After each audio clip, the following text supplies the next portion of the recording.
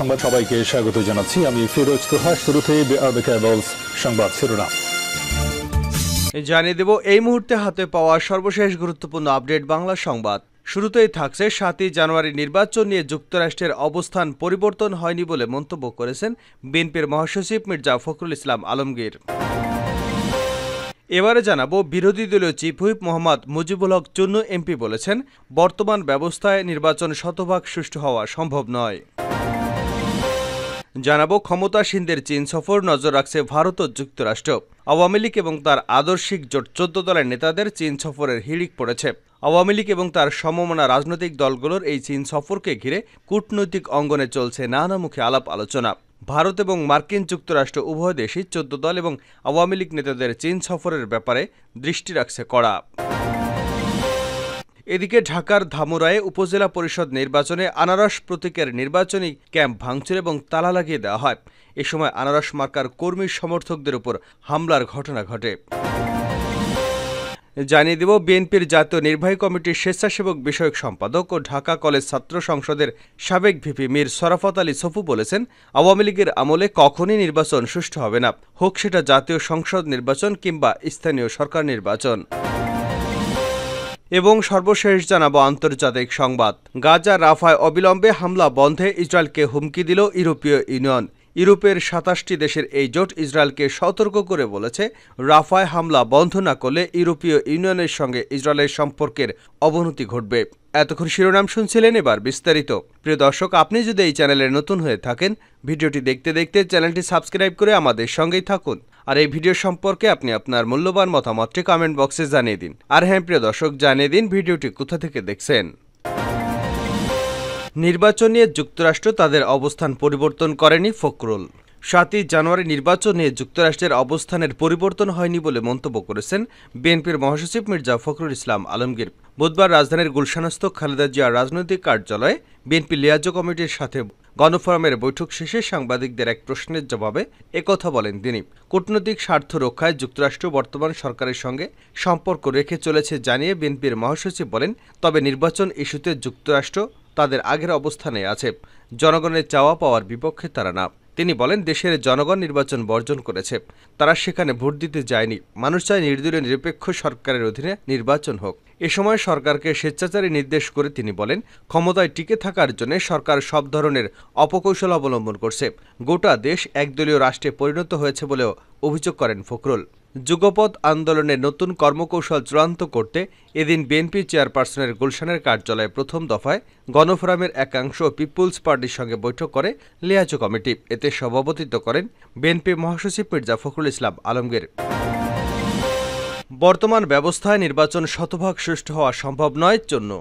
বিরোধী দলীয় chief whip Mohammad Mujibul Haque Chunnu MP বলেছেন, স্বাধীনতার পর থেকে 12টি জাতীয় নির্বাচন নিয়েই প্রশ্ন উঠেছে। যারা হেরে গেছে তারা নির্বাচনের স্বচ্ছতা নিয়ে প্রশ্ন তুলেছে। যেমন 1991 সালে নির্বাচনে বিএনপি জয়ী হয়েছে, তখন আওয়ামী লীগ বলেছে নির্বাচন সুষ্ঠু হয়নি। আবার 96 সালে নির্বাচনে আওয়ামী লীগ ক্ষমতা এসেছে, তখন বিএনপি বলেছে নির্বাচন সুষ্ঠু হয়নি। বর্তমান ব্যবস্থায় শতভাগ নির্বাচন সুষ্ঠু হওয়া সম্ভব নয়। দুপুরে জাতীয় পার্টির চেয়ারম্যানের বনানী কার্যালয় মিলনায়তনে এক যোগদান অনুষ্ঠানে জাতীয় পার্টির যোগদানকারী নেতাদের স্বাগত জানিয়ে দেওয়া বক্তব্যে তিনি এসব কথা বলেন। চুন্নু বলেন, পল্লীবন্ধু হুসেইন মোহাম্মদ এরশাদের দেওয়া ফর্মুলা অনুযায়ী আনুপাতিক হারে নির্বাচন অবাধ সুষ্ঠু হওয়া সম্ভব। ভোট হবে দলীয় প্রতীকে, যে দল শতভাগ ভোট পাবে তারাই শতকরা ততভাগ এমপি পাবে।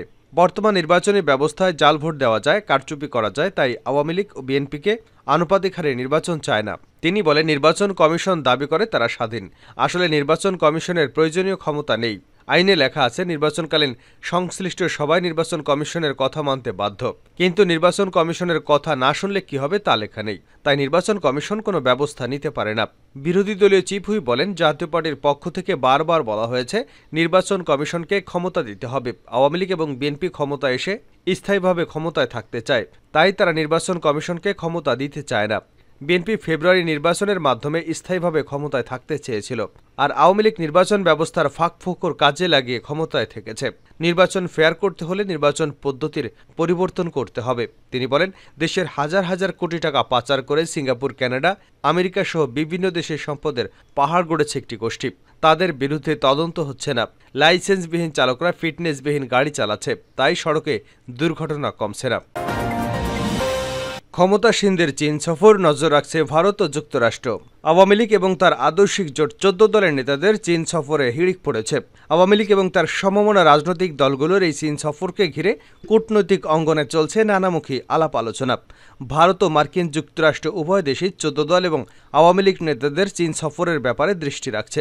তবে তারা এ বিষয় নিয়ে কোনো মন্তব্য করতে রাজি হচ্ছে না। বিষয়টি তারা বাংলাদেশের অভ্যন্তরীণ রাজনৈতিক বিষয় হিসেবেই মনে করছেন। রাশেদ খান মেননের নেতৃত্বে উচ্চ পর্যায়ের 14 দলের নেতৃবৃন্দ এখন চীন সফর করছেন। রাশেদ খান মেনন ছাড়াও আওয়ামী লীগের শরিক এই জোটের অন্যান্য নেতারাও এই সফরে রয়েছেন। চীনপন্থী রাজনীতিবিদ হিসেবে পরিচিত দিলীপ বড়ুয়া, শিরিন আক্তার সহ শরিকদের প্রায় সবাই এই সফরের অন্তর্ভুক্ত হয়েছেন। আর এই সফরের পরপরই আওয়ামী লীগের অঙ্গ ও সহযোগী সংগঠনের প্রায় 50 সদস্যের বিশাল দল যাচ্ছে চীন সফরে। সেই সফরে নেতৃত্ব দেবেন সিরাজগঞ্জ 1 আসনের এমপি তানভীর শাকিল জয়। এরপর পরই কাজী জাফরুল্লাহ চৌধুরীর নেতৃত্বে আওয়ামী লীগের কেন্দ্রীয় নেতৃত্বের একটি প্রতিনিধি দল চীন সফরে যাবেন। এরপর 3টি গুরুত্বপূর্ণ রাজনৈতিক নেতৃবৃন্দ চীন সফর নিয়ে কূটনৈতিক অঙ্গনে নানা রকম প্রশ্ন উঠেছে। আর এ ব্যাপারে ভারত এবং যুক্তরাষ্ট্র দৃষ্টি রাখছে বলেও কূটনৈতিক সূত্রগুলো জানিয়েছে। হঠাৎ করে আওয়ামী লীগের চীন সফরের হিড়িক কেন, এ নিয়ে নানামুখী আলোচনা হচ্ছে। তবে আওয়ামী লীগের একজন শীর্ষস্থানীয় নেতা বলছেন, এটি হঠাৎ করে নয়। আওয়ামী লীগের নেতারা বিভিন্ন সময় ভারত সফরও করেন। ভারতেও বিভিন্ন ধরনের রাজনৈতিক অভিজ্ঞতা এবং রাজনৈতিক দলের কর্মকাণ্ড আলাপ আলোচনার জন্য মত বিনিময় করা হয়। ভারতীয় প্রতিনিধি দলও বাংলাদেশে আসেন। মার্কিন যুক্তরাষ্ট্রেও বাংলাদেশ থেকে প্রতিনিধি দল নিয়মিতই যায়। কিন্তু এবার চীন সফরগুলো সব পাশাপাশি সময় হয়েছে, আমন্ত্রণগুলো কাছাকাছি সময় এসেছে। এজন্য বিষয়টিকে বড় করে দেখা হচ্ছে। এটি আসলে একটি রুটিন কাজ। আওয়ামী লীগের একজন নেতা বলেছেন, চীনের কমিউনিস্ট পার্টির সঙ্গে আওয়ামী লীগের দীর্ঘদিনের সম্পর্ক, আর এই রাজনৈতিক সম্পর্কের কারণেই আওয়ামী লীগকে তারা আমন্ত্রণ জানিয়েছেন।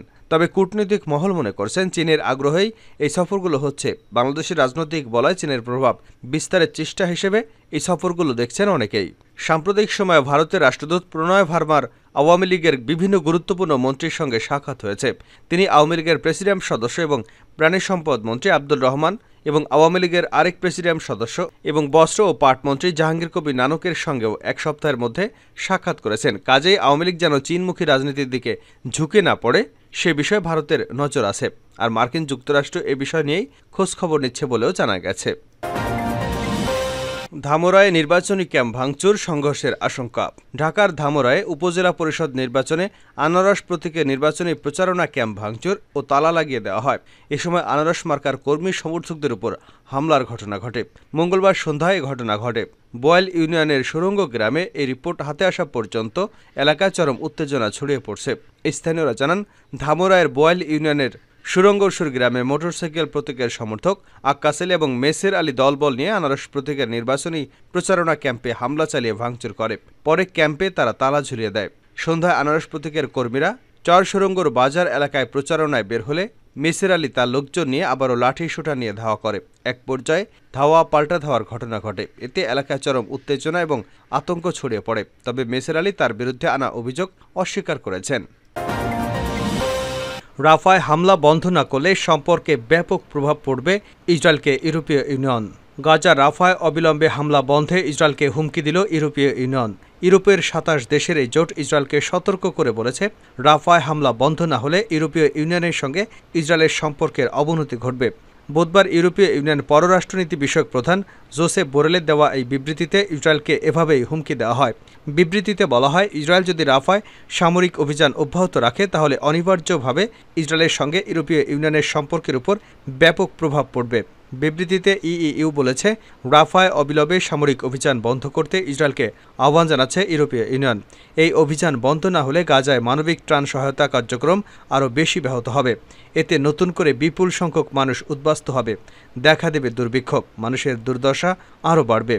7 মাসের বেশি সময় ধরে গাজায় নির্বিচার হামলা চালাচ্ছে ইসরায়েলি বাহিনী। এতে ফিলিস্তিনের অবরুদ্ধ এই উপত্যকার 23 লাখ বাসিন্দার প্রায় অর্ধেক গাজার দক্ষিণের রাফায় ঠাঁই নিয়েছে। এসব ফিলিস্তিনকে অন্যত্র সরে যাওয়ার নির্দেশ দিয়ে সম্প্রতি রাফার স্থল অভিযান শুরু করে ইহুদিবাদী ইসরায়েল। এমন পরিস্থিতিতে রাফায় হামলা বন্ধে ইসরায়েলকে এভাবেই হুমকি দিল ইউরোপীয় ইউনিয়ন। বিবৃতিতে ইউরোপীয় ইউনিয়ন বলছে, ইসরায়েলের আত্মরক্ষার অধিকার থাকলেও তাদের সেটা সামরিক অভিযান করতে হবে আন্তর্জাতিক আইন মেনে এবং বেসামরিক নাগরিকদের নিরাপত্তা নিশ্চিত করে।